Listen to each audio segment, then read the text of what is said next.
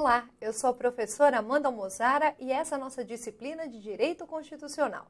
Na aula de hoje nós vamos analisar o tema Leis Complementares e Ordinárias.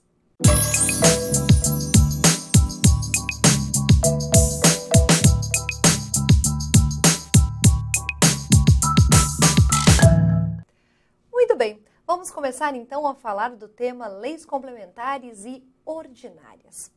É muito comum as pessoas confundirem o conceito de lei ordinária e lei complementar. E aí a gente ouve um monte de bobagem para definir e distinguir os dois tipos de atos normativos. Vamos começar então com uma diferenciação básica, bem simples, e aí a gente começa a tecer comentários mais profundos. Muito bem, tanto a lei complementar quanto a lei ordinária são leis. E leis são atos normativos, ou seja, regras que decorrem da atividade típica do poder legislativo, a atividade típica de representação popular. Então, o povo, ele edita as normas com base na escolha dos seus representantes que irão fazer elaborá-las, esses atos, essas normas, como se fosse a manifestação efetivamente de vontade do povo. Então, esses atos normativos elaborados são chamados de lei, são atos típicos de representação popular, né? São os atos típicos do nosso poder legislativo. Só que as leis, elas se diferem das outras espécies normativas porque há uma atuação em conjunto do poder legislativo e do poder executivo. Mas nunca se esquecendo e nunca perdendo a questão importante e fundamental de que quem dá a última palavra em lei é o poder legislativo. Muito bem, mas o que diferencia a lei complementar de lei ordinária se ambos são leis, atos editados pelo poder legislativo com a participação do executivo? A única diferenciação efetiva que existe entre lei complementar e lei ordinária é o quórum de sua aprovação. Cuidado, não existe diferença técnica entre uma lei ordinária e uma lei complementar. Se você pegar a lei ordinária, a lei complementar, e tapar o nome dela, ou seja, sua designação como lei ordinária e complementar, e olhar para o seu texto, você não vai ver diferença alguma. Por quê? Porque ambas são leis. O que diferencia, então, é o quórum de aprovação. Na lei complementar, se exige um quórum de aprovação mais rigoroso, maior do que na aprovação das leis ordinárias. É certo que alguns doutrinadores, em ramos específicos do direito, traçam algumas características pontuais específicas, como, por exemplo, no direito tributário, em que se defende a existência, sim, de uma diferença básica entre lei complementar e ordinária, que seria a diferença de que a lei complementar, ela estabelece normas gerais em direito tributário, então ela seria hierarquicamente superior às leis ordinárias. Então, essa é uma diferença que a gente aponta no direito tributário.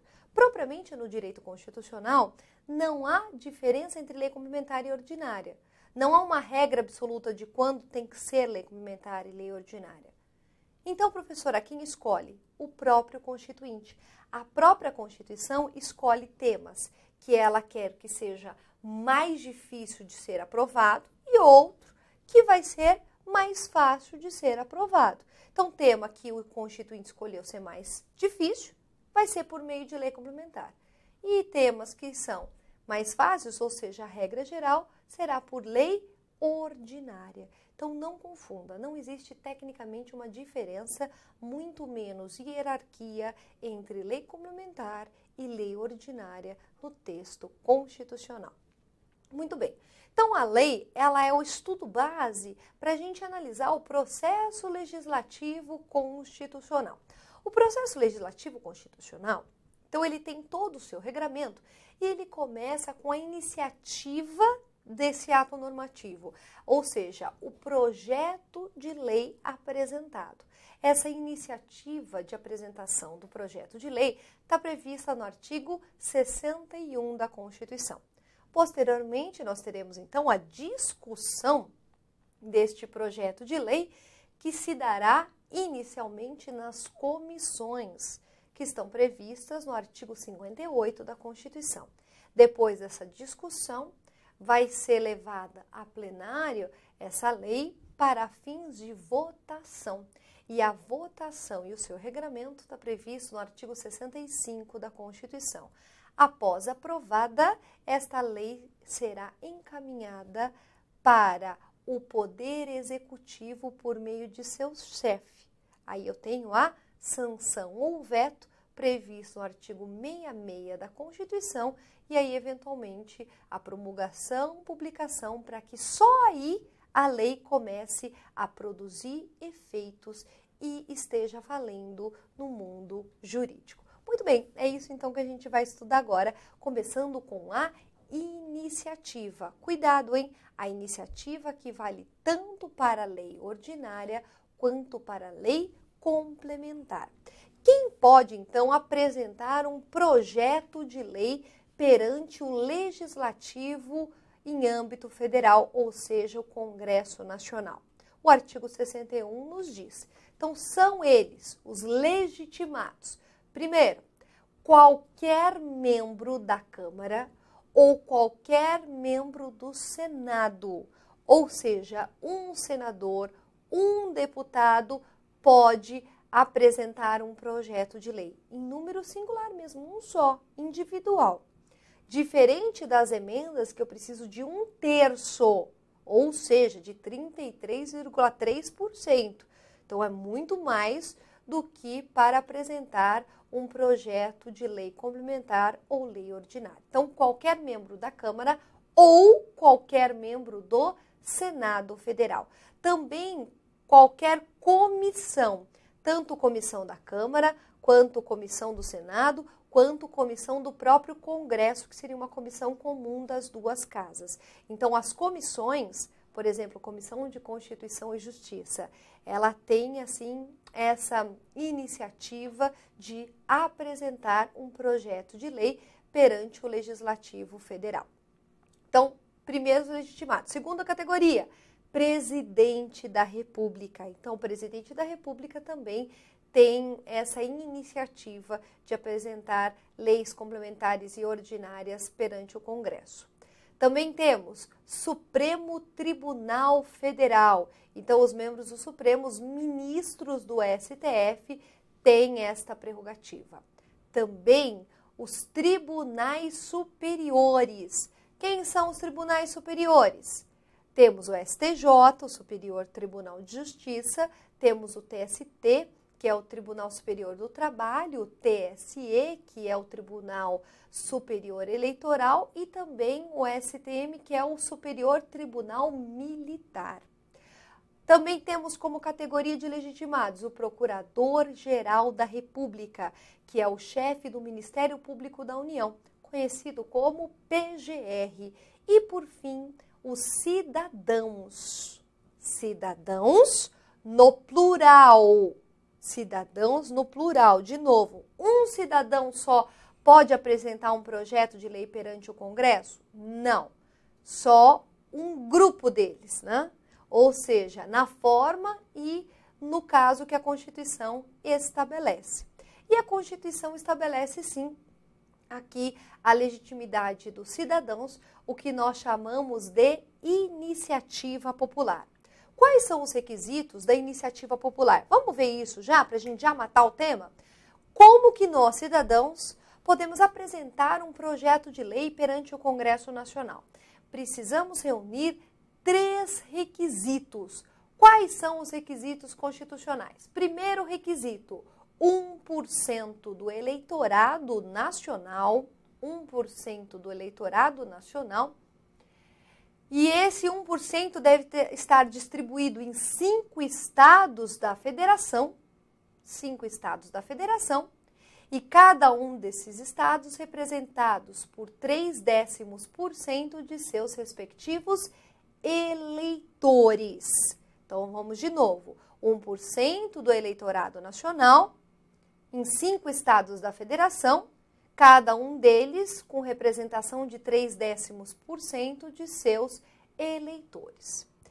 Essa regra está prevista no artigo 61, parágrafo 2º da Constituição, que estabelece, então, esses requisitos mínimos para fins de iniciativa popular, ou seja, cidadãos apresentando projetos de lei perante o nosso Congresso Nacional. Agora, cuidado! Há a previsão constitucional para fins de apresentação desse projeto de lei. Só que esses requisitos são constitucionalmente estabelecidos. O que o seu examinador faz? Mexe, muda na prova. Não é 1% dos habitantes, é 1% do eleitorado nacional. E é isso que eles mudam. Ao invés de 5, eles colocam 2, 3, 7 estados da federação. E aí é 0,3% de seus eleitores, eles colocam de novo habitantes. Então, para fins de iniciativa popular, eu considero os eleitores. Por que os eleitores? Porque são eles que estão no pleno exercício de seus direitos políticos e eleitorais. Ou seja, tecnicamente, somente aquele que é cidadão. E cidadão é aquele que está exercendo seus direitos políticos. Em outras palavras, tem título de eleitor. Então, por isso que tem que ser eleitor para fins de cômputo para a iniciativa popular, que é um instrumento de democracia direta. Muito bem. Então, vimos aí o artigo 61 trazendo os legitimados para fins de apresentação ou propositura de um projeto de lei perante o Congresso Nacional. Agora, cuidado! Porque a iniciativa, essa fase introdutória do processo legislativo, ela pode ser concorrente, privativa, conjunta. Então, existe questões específicas que a gente estuda lá em organização do Estado. Então, o presidente da República tem iniciativa? Tem. Cidadão? Tem. Tem. Procurador-Geral da República? Tem. Tem. Todavia, existem projetos de lei que o tema necessita de uma legitimidade especial. Então, por exemplo, legitimidade privativa. Temos aqui como exemplo o artigo 22, o próprio artigo 61, parágrafo 1º. Agora, os temas que são de legitimidade concorrente, artigo 24, artigo 128, parágrafo 5º lá do Ministério Público. Então, eu tenho temáticas que são concorrentes. Então, eu tenho várias pessoas que também podem conjuntamente apresentar. Agora, eu tenho temas que têm iniciativa privativa e tenho temas que têm iniciativa conjunta, ou seja, um ou outro. É o exemplo do artigo 48, inciso 15 da Constituição, que estabelece a fixação dos subsídios dos ministros do Supremo Tribunal Federal. Ao artigo 128, parágrafo 5º, que fala acerca da organização do Ministério Público da União. E aí há uma iniciativa que é de ordem concorrente, que tecnicamente a gente poderia chamar de conjunta, que é a iniciativa do PGR e do presidente da República. Então, uma coisa é a questão de, um só pode apresentar, é privativa, é concorrente, é conjunta. Outra coisa é quem é o legitimado. Então, se for cair alguma coisa de concorrente, privativa, vai cair na temática, lá no tema organização do Estado, ou especificamente na organização, como é o caso do Ministério Público ou do Judiciário. Agora, aqui, quem pode propor em tese é a regra genérica que nós encontramos aí no artigo 61 da Constituição Federal. Muito bem. Dando continuidade, então, o presidente da República, que é um dos legitimados para fins de apresentar um projeto de lei perante o Congresso Nacional, ele tem um especial tratamento nessa temática. O presidente da República, ele pode solicitar urgência para apreciação de projetos de lei de sua iniciativa. O que significa? Significa o seguinte: se o presidente da República solicitar urgência na apreciação dos projetos que ele apresentou, Câmara dos Deputados e Senado Federal terão sucessivamente 45 dias para se manifestar sobre o projeto apresentado. Então, eles vão ter que votar, apreciar o projeto apresentado. É o que nós chamamos de procedimento legislativo sumário ou abreviado. E este procedimento, que é um regime de urgência, pode ser encontrado no artigo 64, parágrafo 1º da Constituição Federal. Então, cuidado, hein? O presidente da República, ele tem um tratamento constitucional aqui diferenciado. Ele pode solicitar urgência na apreciação de seus projetos. E o que é urgência? 45 dias para apreciação, 45 dias para a Câmara e 45 dias para o Senado. Todavia, não cabe procedimento abreviado para projetos de código. Então, vamos lá, Código Penal. Aí não pode solicitar urgência. E também não é admitido para aumento de despesas previstas nos projetos de iniciativa exclusiva do presidente da República. Então, não é admitido para aumento de despesa. É uma questão também lógica, né? Eu vou obrigar o Congresso Nacional a votar com mais urgência, de uma forma abreviada, sumário, a questão de aumento de despesas. Isso não é possível para fins de proteger, mesmo preservar a questão das contas públicas. Muito bem. Agora, dentro dessa exceção, existe uma exceção. Então, não é admitido apresentar urgência para projetos que visem aumento de despesas.